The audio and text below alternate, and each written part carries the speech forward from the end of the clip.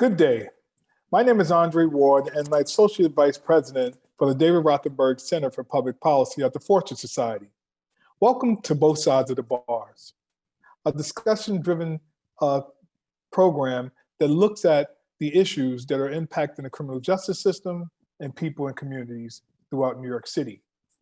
Today, I'm really honored to have a person that's no stranger to our show.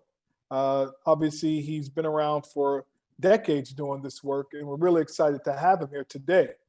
And what we're going to be talking about is really relevant to what's happening in this day and time. We know that with the murders of George Floyd, Breonna Taylor's, and so many others, there's been an emergence of looking at racism, looking at police brutality, and ways to really engage the misconduct of law enforcement. And while we're not suggesting that all law enforcement are responsible for abuses, we are saying that it has to be accountability. And so we know that with the repeal of correct Civil Rights Law 50A, that law enforcement officers will not be able to prevent the public from accessing their public records. Now the public will be able to see police officers' records if they had some kind of infractions or something they've done. Now the public will be able to access them. But there's something also that's very, very important too, that's often overlooked, that's now being highlighted, and the Fortune Society is now taking leadership in making sure that people are aware of this issue. And that's brutality behind bars. And joining us in the discussion to talk about brutality behind bars, to talk about what's happening with solitary confinement as a part of that kind of brutality, is none other than the Executive Vice President of the Fortune Society, Stanley Richards. Stanley, thank you so much for joining us here today on Both Sides of the Bars. Thank you. Thank you, Andre, for having me. We're in very mixed times right now. There's one part that we're in the middle of a pandemic and we're all trying to manage our lives, our personal lives and our job lives. And at the same time, we are still living with, experiencing and trying to change the injustices that happen around the country in policing, corrections, and in criminal justice. And tragically, each year we come to this point where we end up losing some of our brothers and sisters to the injustices that occur and are embedded in our criminal justice system, be it policing, prosecution, or in mass incarceration.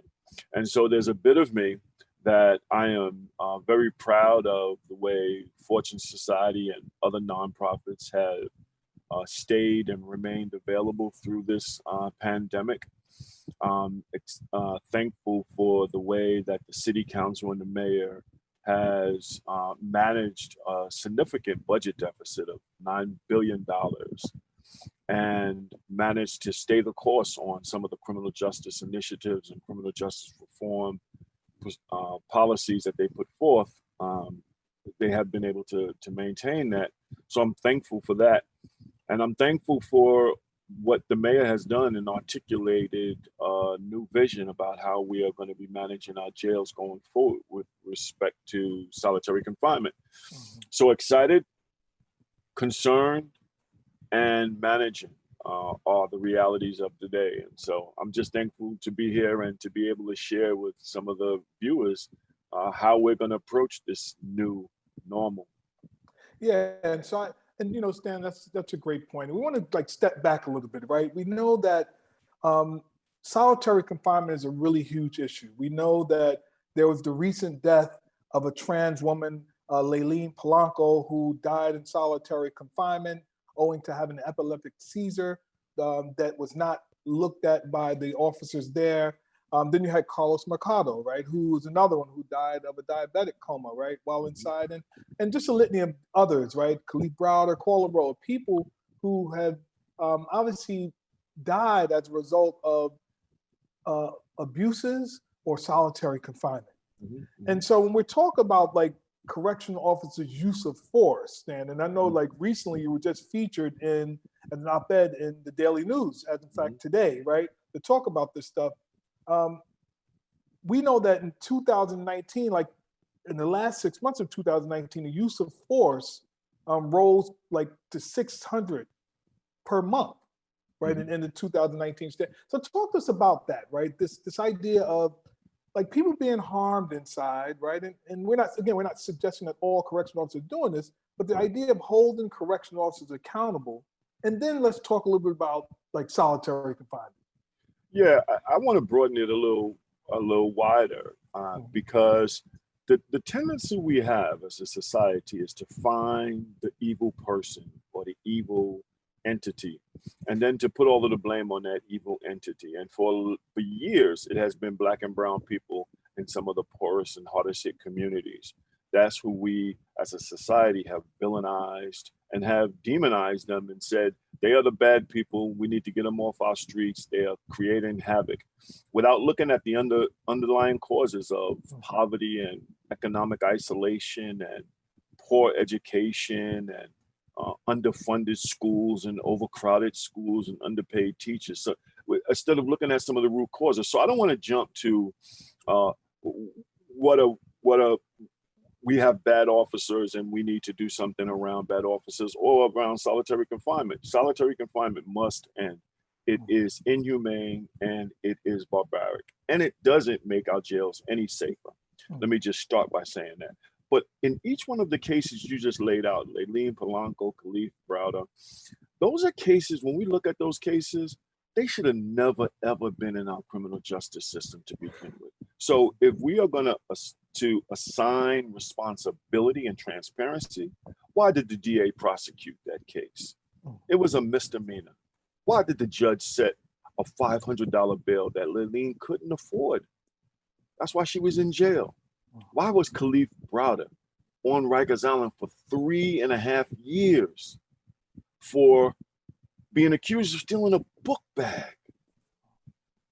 Why did we set bail so high that he couldn't make it? So the tragedy in those stories is a tragedy that happens in Black and brown communities every day. People disappear off the streets because they get arrested for simple offenses, but those simple offenses turn into lifetime devastations of incarceration, solitary confinement, and then mass incarceration. And so I want to step back a little bit and say we have far too long overused our criminal justice system as an extension of the Jim Crow, as an extension of the way we've seen Black people treated in slavery. And we need to stop it. It needs to end. The Black Lives Matter movement right now is calling on the ending of the racism that is embedded in a lot of our systems, criminal justice, prosecution, arrest, and detention. And so we need to call on a fundamental change in the way that we manage our jails and the way that we manage our criminal justice system. And in New York City, we've been able to move forward with that. When I was in the system, we had 22,000 people in. Over 150,000 people went through the system each year. We are now down to, last numbers was about 40,000 people going through the system. And we right now have about 3,900 people in, the lowest since 1940. We had 150 or 180,000 fewer arrests since the last year of Michael Bloomberg term, or since 2018, I think Mayor de Blasio said 180,000 fewer arrests. So we are now beginning to see what it means to not use a hammer for everything we see. The second part that we need to do is invest in our communities. And we've seen those investments continue in this budget year, investing in diversion, investing in reentry and discharge planning, in investments in economic stability, investment in housing, reentry housing. So we are on a right path to do the right thing, to pull back from the mass incarceration that we have. Embedded in that, we have solitary confinement. Embedded in that, we have some officers from the NYPD who show up on our streets every day. And what they do is they don't represent our city. They don't represent the values of the police department. They treat people unfairly. And then we have those who are out there every day, risking their lives, doing what's right. They remain silent when they see something wrong. that same situation happens in our corrections department. And so we need to pull back the cover on that. No longer out of sight, out of mind, out of accountability, no transparency. Those days are over. We're going to close Rikers. We're going to end solitary confinement. We're going to have a smaller footprint in terms of criminal justice in New York City. And we're calling on the governor to make our New York State prisons transparent. No longer hiding in Great Meadows, no longer hiding in Dannemora, no longer hiding in the mountains and the hills of our great state, buried behind towns and villages, prisons that house Black and brown people. We have to stop that. And I am so thankful that Fortune Society, our mission is twofold. One, advocacy to change the system that chews up so many Black and brown people.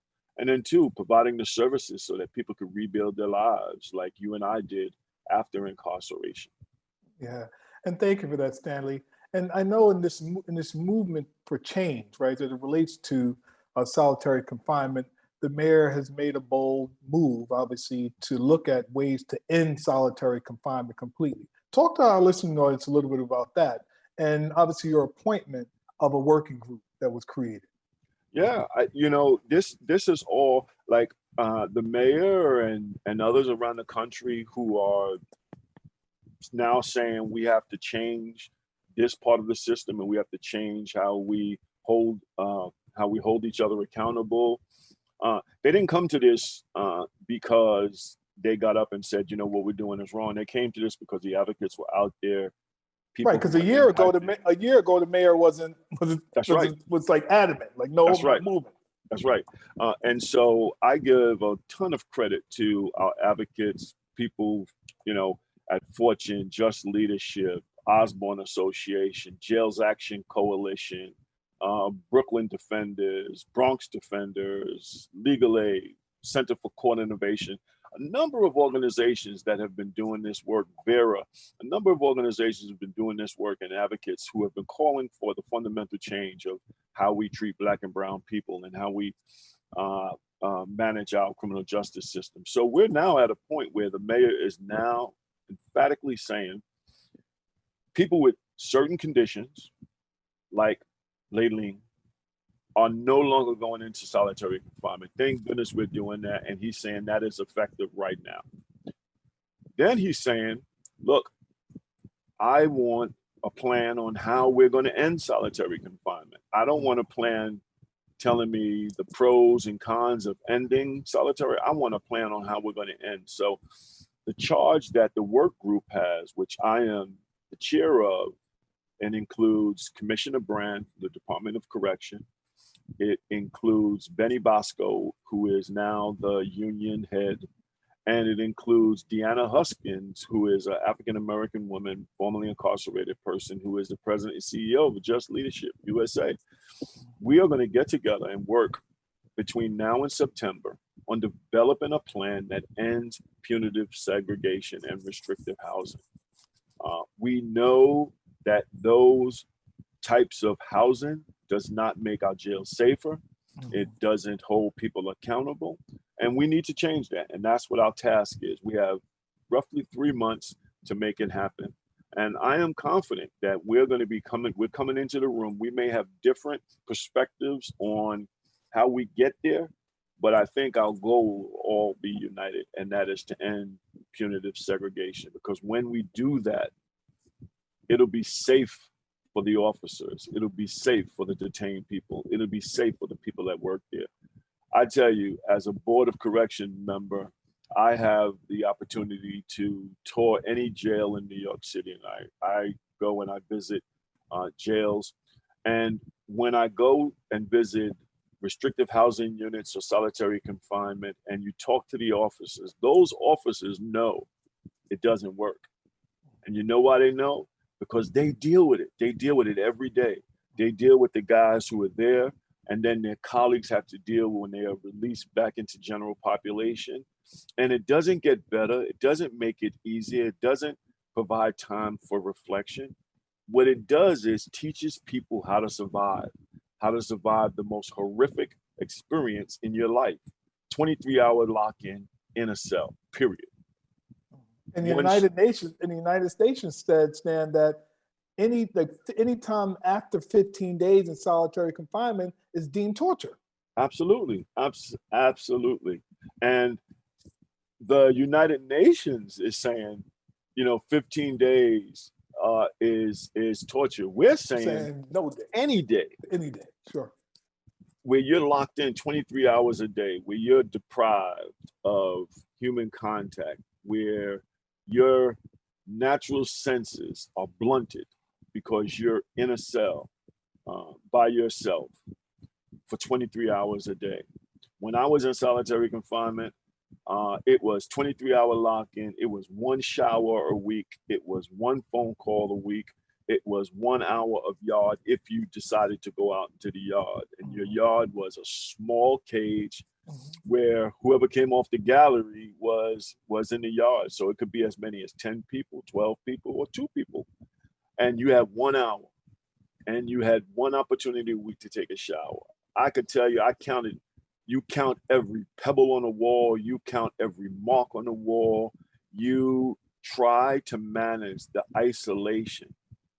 And then when it's all over, you go back into general pop, where you're into either a 50-man dorm, or you're in a 30 or 60 person cell block, where you're back dealing with people after being isolated and traumatized, even, right? Traumatized, and then come back out into the population, and you don't get any support, right, to deal with your trauma. And you think about this on a state level. We've had some movement on the state level in terms of time, but on a state level, people can do years in isolation. I know people who are residing at Fortune Academy who did 14 years in solitary confinement. I just couldn't imagine how, as a society, we could believe that is the right thing to do to someone, that somehow that is going to change behavior. And what we know at Fortune, what we know at our other organizations, our sister organizations, and throughout the country, it doesn't work. And so, Stan, do you think that, like, the Black Lives Matter movement, the nature in which things are happening inside of society now, has kind of moved this dial forward, right, to end solitary confinement? I mean, you mentioned the advocacy on part of advocates and coalitions, organizations, but do you think that also plays in moving that forward and ending solitary confinement? Absolutely. I think the shift happened some time ago, right? Black Lives Movement is one engine that brings to the forefront of our societal conscience the sense for how Black people are treated in this country, period, right? Whether it's criminal justice, whether it's education, the way Black and brown communities are treated, they are treated as if they don't belong, we don't belong. And they are elevating that into our consciousness and calling on us to account for that, right? And so that is a movement. The other movement was a criminal justice movement that happened because there was a time where formerly incarcerated people always was at the back of the line. So there's a long line. You have immigration, you have poverty, you have homelessness, and somewhere down at the back of the line was always criminal justice. And people who were impacted by the criminal justice system had no voice, had no standing, and had no seat at the table.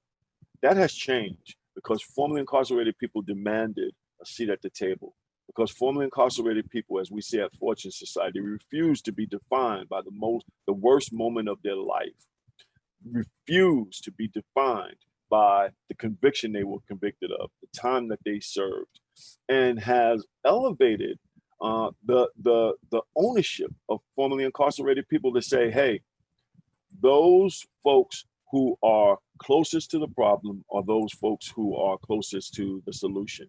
And those folks need to be at the table to help craft the solutions for us. And so men like you and women like Vivian and Deanna and men like me and Rob and Dr. Ronald Day, Five, Malik, all of us have been out here fighting for this. And we no longer are sitting on the sidelines. And we're recognizing both our political power, our power in our communities, and our power of our experiences to help shape criminal justice moving forward. And that's what you see on Solitary. That's what you see on closed Rikers Island. That's what you're seeing in housing. Absolutely. And so, Stan, you've been appointed, right, as the chair of this working group, working with some amazing leaders in that working group. Are there any thoughts that come to mind now about like what recommendations that you would have, right? Yeah. And I know you've been thinking on it, and you're going to continue to think on it and really put something solid out in the world and to share with the working group. Any things that come to your mind, like that you feel the recommendation? Absolutely. So let me add this piece, because the Board of Correction, which I am a member of and the vice chair of, has been working on restrictive housing for years. And we have done a lot of work in terms of research. So we're not starting from scratch on this, right? There are pieces of models we looked at and we will continue to look at, like in San Francisco, the Jails Action Coalition, a group of criminal justice reform advocates, have put forth with HALT, Solitary. They put together a blueprint on how to end solitary confinement, and there are good elements in that blueprint. And so we're not starting from scratch. There has been a lot of work, years of work that has been done studying this issue, developing models and responses to extreme isolation. And so we're going to build on those models. We're also going to build on the Department of Corrections move to try to reduce the number of people in solitary confinement. Truth be told, when Mayor de Blasio got into office, we had many, many, many more people in solitary confinement. We're not at zero, but we are nowhere near where we were when he first took office. And so we're going to build on the history of the department. We're going to build on the history of the advocates, and we're going to build on the work that the Board of Correction has been doing for years to eliminate and or reduce solitary confinement. But for this case, we're going to eliminate it. And we're confident, Stan, that you and other leaders in that group will obviously, bring out this kind of solution to end solitary confinement. And people are really excited about it too, Stanley. And I mean, are there any other thoughts that you have around this issue? It's like, Stan, you're involved in these different spaces, partnering and collaborating with different organizations and different groups, right, to end mass incarceration, for example, right, and to decarcerate Rikers, and to close Rikers even. Stan, what are some other thoughts you'd like to share and leave with our listening audience before we leave this segment of our show? I frame it like this, right, is that my work right now, I have 9 grandchildren, I have 4 children. My children grew up knowing what my life has been about. My son ended up getting arrested, going to jail because he thought he had to follow in my footsteps in my projects in Soundview, where I was born and raised. And he learned that I turned my life around, so can he. And he turned his life around. He's doing great. All of my kids doing great. My wife has done a fabulous job in raising our kids. My work in this space right now is all about our grandkids and our great grandkids, because I want my grandkids and my great grandkids to grow up in a city where they don't have to think about their path either being school, college, or jail. I want them only thinking about school and college. I want them to grow up in a city and in a world where there's a real investment in their education, where there's a real investment in the pathway of economic stability, education, and health. And one way of doing that is closing Rikers Island and reducing our footprint on mass incarceration. And so just like my grandkids will never grow up, when they grow up, they won't know we had phones with cords. They won't know we had phones where you had to dial. They will only grow up knowing that there's this wireless device called, cell phones and all of that stuff like that. I want my grandkids and my great grandkids knowing that they won't know about a jail called Rikers Island. They won't know about a prison called Clinton. They won't know about a prison called Downstate. What they will know about is Columbia University. What they will know about is Lehman College. What they will know about is Harvard University. because their pathway will be about health, education, and financial stability. So that's what I'm doing at Fortune Society, and that's our work, providing a safety net and changing the system. Because I don't want my grandkids to know about the system that I had to survive in. Nor does any of our listeners, and certainly me, Stanley. Stanley Richards, Executive Vice President of the Fortune Society, thank you so much for joining us today on Both Sides of the Bars. We will have you back soon, I'm sure, to give us an update. As you said, it's, I think, by the end of September. At some point, you all should reach some solution to ending solitary confinement. We'll all be on the lookout for that and are hopeful for that. And so thank you again, Stanley, for joining us here at Both Sides of the Bars.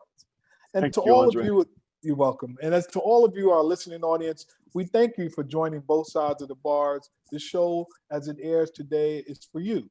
And all of the support that you have given Both Sides of the Bars, we really appreciate that. We'll continue to put out programming that informs you, the listener, and the viewer about what's happening in the criminal legal justice world, and ultimately how you can inform others about this work as well.